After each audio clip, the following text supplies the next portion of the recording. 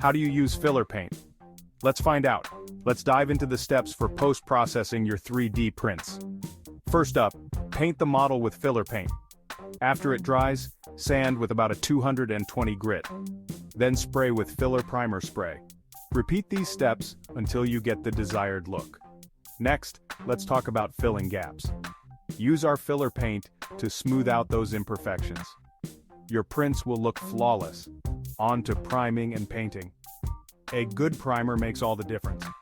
Spray evenly, let it dry, and then get creative with your paint job. Want to add some shine? Try a clear coat for that professional glossy look. It's like giving your print a designer makeover. Last but not least, don't forget to clean your prints. A little soap and water can go a long way in making your masterpiece sparkle. And there you have it. With these tips, your 3D prints will be next level awesome. Filler paint available at housecollectibles.store. Don't forget to like, share, and follow for more 3D printing hacks.